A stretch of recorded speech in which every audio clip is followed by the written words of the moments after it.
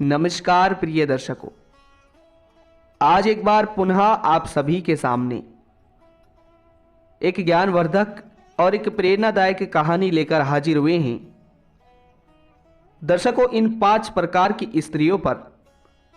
भूलकर भी विश्वास ना करें, अन्यथा मुसीबत में पड़ जाओगे। दर्शकों, आज की ये कहानी ज्ञानवर्धक भी है और साथ ही प्रेरणादायक भी है। आज की इस कहानी में आप लोगों को यह सीखने को मिलेगा कि कभी भी इन 5 प्रकार की स्त्रियों पर विश्वास नहीं करना चाहिए, और जो मनुष्य इन 5 प्रकार की स्त्रियों पर आंखें बंद कर कर विश्वास करता है, वह हमेशा अपने जीवन में दुखी और गरीब रहता है, साथ ही हजारों प्रकार की मुसीबतों को झेलता है। तो दर्शकों, इसी ही प्रकार आज की इस कहानी में हम सभी जानेंगे कि इन 5 प्रकार की स्त्रियों पर भूलकर भी विश्वास ना करें, अन्यथा मुसीबत में पड़ जाओगे। दर्शकों, अगर आप इस चैनल पर पहली बार आए हैं तो चैनल को सब्सक्राइब जरूर कर दीजिएगा, साथ ही वीडियो को लाइक कर बेल आइकन को प्रेस जरूर कर दीजिएगा, ताकि हमारी आने वाली हर नई वीडियो का नोटिफिकेशन आप सभी को समय समय पर प्राप्त हो सके। दर्शकों, आपके एक सब्सक्राइब करने से हमारा मनोबल बढ़ता है, और साथ ही यह एक चैनल ही नहीं बल्कि आप सभी लोगों का विश्वास है और आप सभी लोगों की ताकत है। तो दर्शकों, अगर हो सकी तो इस कहानी को, इस प्रेरणादायक और ज्ञानवर्धक प्रसंग को अपने मित्र बंधुओं तक और अपने सहपाठियों तक शेयर अवश्य कर दीजिएगा, ताकि उन्हें भी इस ज्ञानवर्धक प्रसंग का लाभ प्राप्त हो सके। तो दर्शकों, आइए अब ज्यादा विलंब ना करते हुए आज के इस प्रसंग को शुरू करते हैं। दर्शकों, प्राचीन समय की बात है। एक नगर में एक गरीब बूढ़ा साधु रहा करता था। गरीब बूढ़ा साधु अपने घर में अपनी पत्नी के साथ रहता था, परंतु जो वह साधु था, साधु अपने घर में आर्थिक तंगी से बहुत परेशान था। साधु के घर में खाने के लिए दाना नहीं था और पीने के लिए पानी नहीं था, यानी कि साधु के घर में अन्न का दाना तक नहीं था, और कई कई दिनों तक तो साधु और साधु की पत्नी दोनों को भूखा ही सोना पड़ता था। दर्शकों, इस ताबड़तोड़ तंगी की वजह से वह गरीब साधु काम के सिलसिले में नगर की ओर भटकता, परंतु उसे कोई काम नहीं मिलता। और फिर एक दिन की बात है, उसे कोई आदमी बताता है कि हे साधु महाराज, हमारे इस नगर से कई मीलों दूर एक तालाब है, और वह तालाब एक जादुई तालाब है। अगर उस तालाब के निकट जाकर आप कुछ भी मांगोगे तो वह तालाब आपको लाकर देगा। दर्शकों, साधु किसी की इस बात को सुनकर उस नगर से मीलों दूर तालाब की ओर जाने लगता है, और तालाब के निकट जाकर उस तालाब से विनती करने लगता है। और फिर कुछ समय बाद उस तालाब के अंदर से एक देवता प्रकट होते हैं, और फिर देवता प्रकट होते ही वह साधु उस देवता को अपनी पूरी बातें बताता है, अपनी पूरी जीवन की जो उसके साथ आर्थिक तंगियां चल रही होती हैं सभी को बता देता है। और फिर उसी ही समय उस तालाब में से प्रकट हुए वह देवता उस साधु को एक शंख देते हैं और कहते हैं कि हे साधु,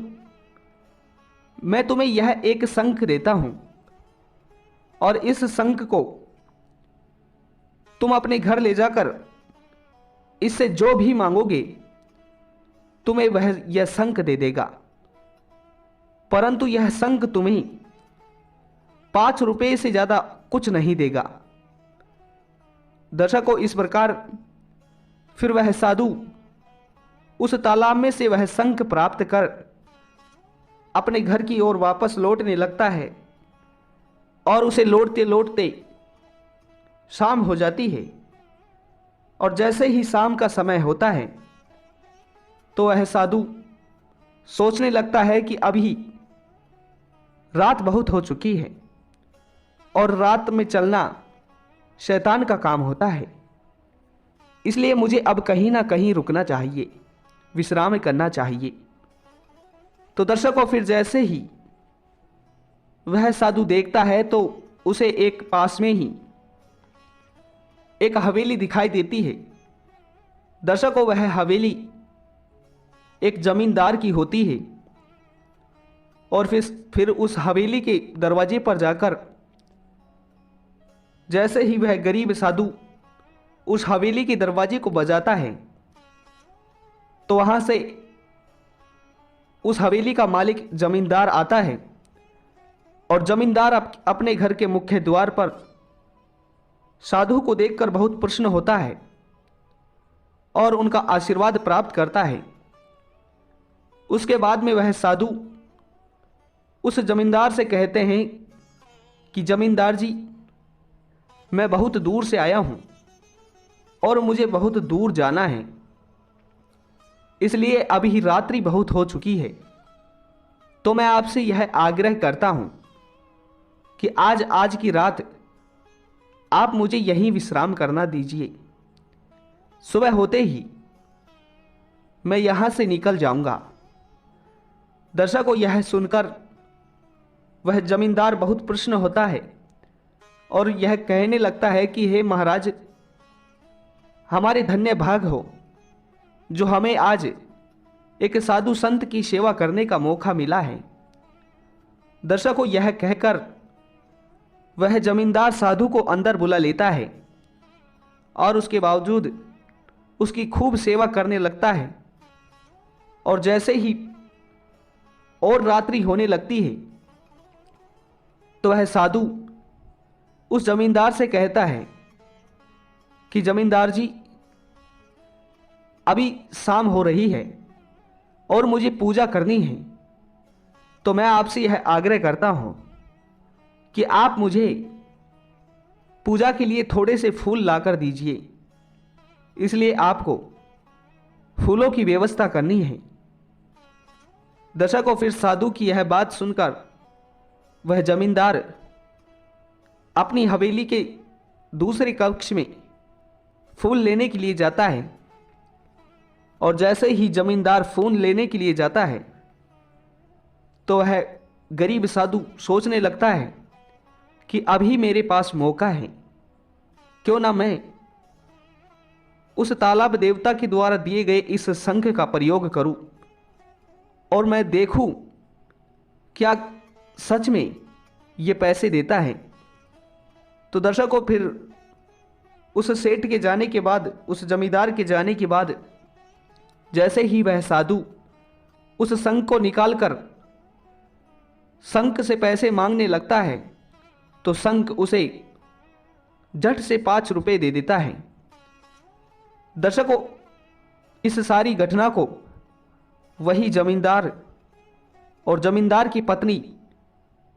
दोनों ही छुपकर देख रहे होते हैं।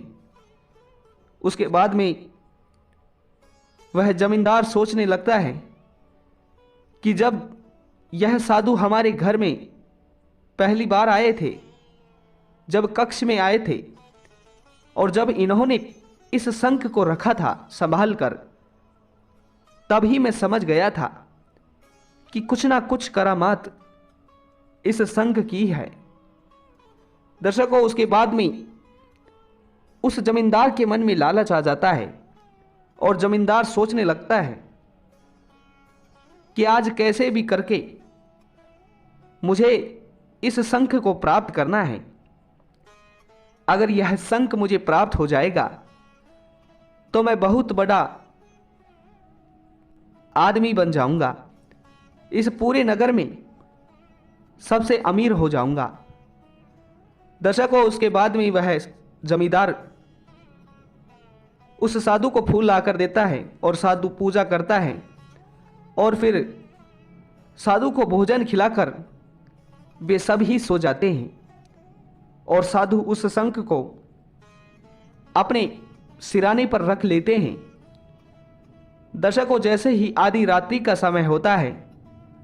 तो वह जमींदार अपना एक सादा शंख लेता है, यानी कि एक साधारण शंख लेता है और उस साधु के सिराने पर रखे हुए चमत्कारी शंख से बदल देता है और उस साधु के चमत्कारी शंख को हासिल कर लेता है। दर्शकों, फिर जैसे ही सुबह का समय होता है तो वह साधु अपने शंख समझकर उस साधारण शंख को उठाकर उस जमींदार के घर से अपने नगर की ओर बढ़ने लगता है और फिर अपने नगर में घर जाकर अपनी पत्नी के पास जाता है और पत्नी के पास जाकर बहुत प्रश्न होने लगता है। और दर्शकों, उधर वो जमींदार अपने छल से उस चमत्कारी शंख को प्राप्त कर बहुत प्रसन्न होता है और सोचने लगता है कि अब मैं इस शंख की पूजा करूंगा और इस शंख से अधिक धन प्राप्त करूंगा और इस पूरे नगर में सबसे धनवान हो जाऊंगा। दर्शकों, उधर वो गरीब साधु अपनी पत्नी को सारी बातें बताता है और फिर उस गरीब साधु की पत्नी साधु से कहती है कि अगर ऐसी बात है तो जरा मुझे बताओ, आखिर मुझे बताओ कि ये सच में क्या पैसे देता है। दर्शकों, फिर जैसे ही वो गरीब साधु उस शंख से पैसे मांगने लगता है तो वह शंख उसे कुछ भी नहीं देता है, क्योंकि उस जमींदार ने उस साधु के चमत्कारी शंख से उस साधारण शंख से बदल दिया था। दर्शकों, वहां जब वह साधु उस शंख से पैसे मांगता है तो उसे कुछ नहीं देता है और उधर जब वह जमींदार उस शंख की पूजा कर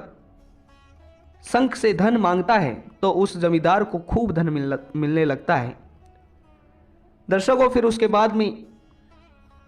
उस शंख को बजा बजा कर परेशान हो जाता है वह गरीब साधु। फिर साधु सोचने लगता है कि हो ना हो मुझे उस तालाब के देवता ने बेवकूफ बनाया है। दर्शकों, उसके बाद में फिर वह साधु उस साधारण शंख को लेकर फिर से उस तालाब के निकट जाता है और तालाब के पास जाकर फिर से उस देवता को बुलाने की कोशिश करता है और फिर कुछ समय बाद फिर से वह तालाब का देवता प्रकट होता है और प्रकट होने के बाद में उससे कहता है कि क्यों साधु, आज तुमने पुनः मुझे क्यों याद किया है। तो दर्शकों, फिर वह साधु उस तालाब के देवता से कहता है कि हे भगवान, आपने आखिर मुझे बेवकूफ बनाया है, क्योंकि आपने मुझे जो शंख दिया था वो शंख बिल्कुल भी धन नहीं देता है और आपने मुझे इस बात का दावा दिया था कि इस शंख से तुम जितना धन मांगोगी उतना धन ये तुम्हें देगा, परंतु ये तो मुझे एक भी रुपया नहीं दे रहा है। दर्शकों, उसके बाद में साधु की इस बात को सुनकर वह तालाब का देवता समझ जाता है कि हो ना हो इस साधु के साथ किसी ना किसी प्रकार का छल हुआ है। तो फिर दोस्तों, वह तालाब का देवता साधु से कहता है कि हे साधु, अगर ऐसी बात है तो मैं तुमसे कुछ पूछता हूं, तुम उसका सही और सटीक जवाब देना। दर्शकों, उसके बाद में वह तालाब का देवता साधु से कहता है कि हे साधु, तुम मुझे बताओ कि जब मैंने तुम्हें वह चमत्कारी शंख दिया था उसके बाद तुम क्या अपने सीधे घर गए थे, या फिर बीच में कोई तुम्हें मिला था, या फिर बीच में किसी के यहां तुम रुके थे? तो दर्शकों, वह साधु फिर उस तालाब के देवता से कहता है कि हाँ महाराज, जिस समय आपने मुझे शंख दिया था तो मैं एक जमींदार के घर रुका था रात्रि के लिए, और सुबह होते ही उठते ही मैं वहां से अपने घर गया था। दर्शकों, फिर इस बात को कहते ही वह तालाब का देवता समझ जाता है, और फिर वह तालाब का देवता अंदर ही अंदर हंसने लगता है, और फिर उस साधु से कहता है कि हे साधु, आज मैं तुम्हें उससे भी बड़ा शंख दे रहा हूं, और तुम इस शंख को अपने साथ लेकर जाओ और उसी ही जमींदार के घर रात्रि में ठहरो, क्योंकि उसी जमींदार ने तुम्हारे उस चमत्कारी शंख को चुराया है। दर्शकों, फिर यह कहते ही वह साधु समझ जाता है, और उसके बाद में वह साधु वहां से चलने लगता है, और उस जमींदार के घर पहुंचकर फिर से उस जमींदार के मुख्य द्वार पर जाकर दरवाजे को बजाने लगता है। और जैसे ही वह साधु निकलकर आता है,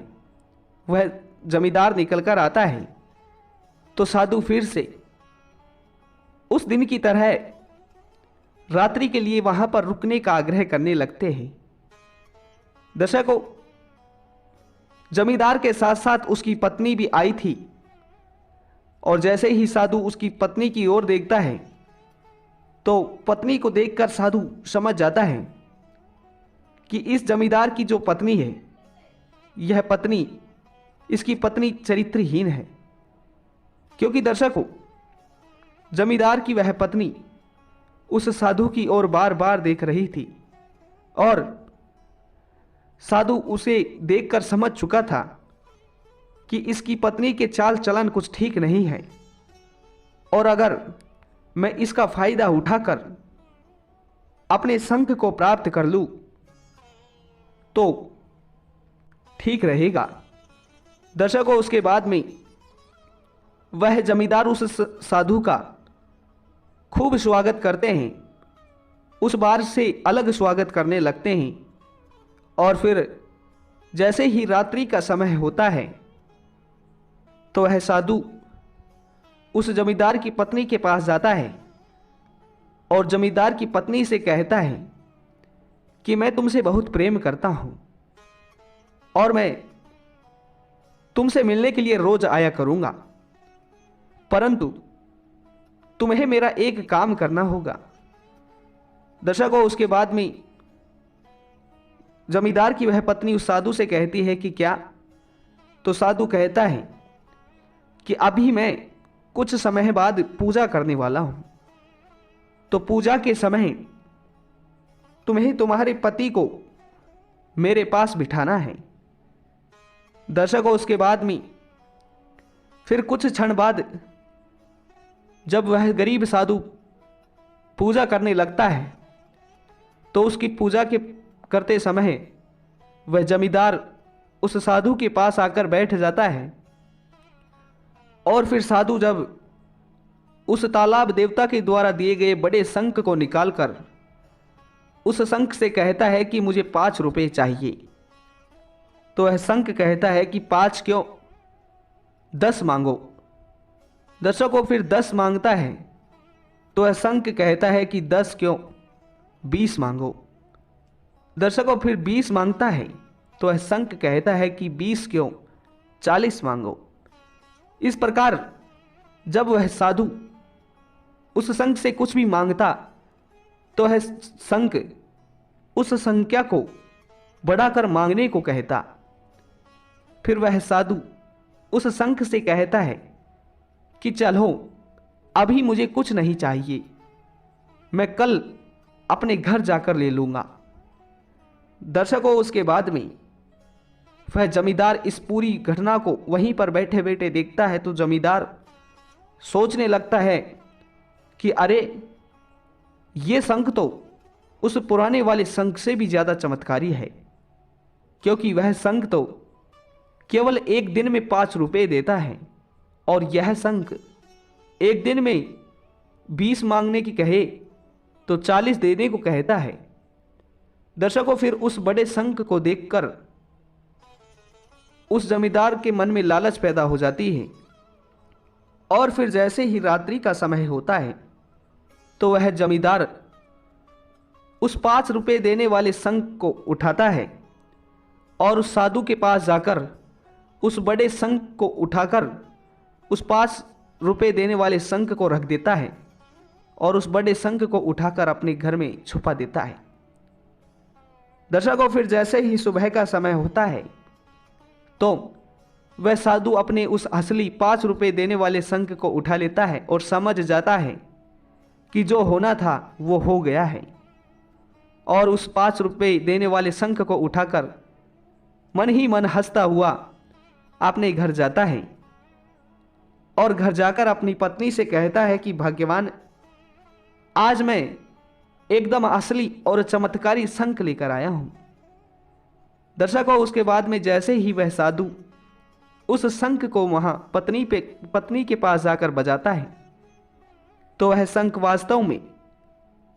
5 रुपए देने लगता है। और जब उधर वह जमींदार उस साधु से बड़े शंख को चोरी कर खुशी होता है और जब उस शंख को बजाता है और उसे 10 रुपए मांगने को कहता है तो वह शंख उस जमींदार से कहता है कि 10 क्यों, 20 मांगो। जब 20 मांगता है तो शंख कहता है कि 20 क्यों, 40 मांगो। और जब 40 मांगने को कहता है तो शंख कहता है कि 40 क्यों, 60 मांगो। दर्शकों, इस प्रकार वह जमींदार मांगता मांगता थक जाता है और वह शंख जितनी भी संख्या जमींदार बोलता उससे बढ़ाकर बोलता रहा। और उसके बाद में वह जमींदार समझ जाता है कि हो ना हो ये उसी साधु का कोई करतूत है, उसी ने मुझे बेवकूफ बनाया है और ये साधु एक फूक शंख दे गया है। दर्शकों, उसके बाद में फिर उस जमींदार की पत्नी जमींदार के पास आती है और जमींदार से कहती है कि आप लालची हो और आपकी लालच के कारण ही आपके हाथों से वह 5 रुपए देने वाला शंख भी जा चुका है। दर्शकों, उसके बाद में वह जमींदार बहुत दुखी होता है और इस बात को समझ जाता है कि जीवन में कभी भी लालच नहीं करना चाहिए। परंतु दर्शकों, इस कहानी में केवल उस जमींदार का ही दोष नहीं है, इसमें उसकी पत्नी का भी दोष है, क्योंकि उसकी पत्नी को अपने पतिव्रता होने का मान नहीं तोड़ना चाहिए था। उसे अपने पति होने के बावजूद भी उस साधु के प्रेम में नहीं पड़ना चाहिए था और वह जमींदार की पत्नी उस साधु के मायावी प्रेम में पड़कर उसे सारी बातें बता दी थी और इसी की पत्नी की मदद लेकर वह साधु उस जमींदार को बेवकूफ बना गया। परंतु दर्शकों,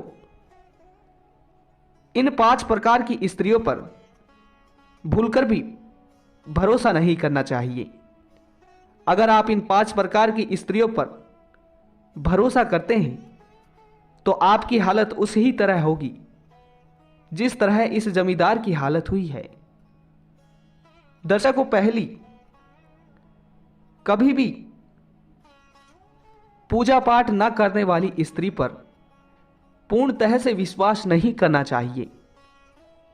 क्योंकि जो मनुष्य पूजा पाठ ना करने वाली स्त्री पर विश्वास करता है वो हमेशा कहीं ना कहीं धोखा खाता है। क्योंकि जो स्त्री अपने कर्म धर्म पर ना हो, किसी देवी देवता को ना मानती हो, उसके होने से घर में अशांति रहती है। यानी कि जो स्त्री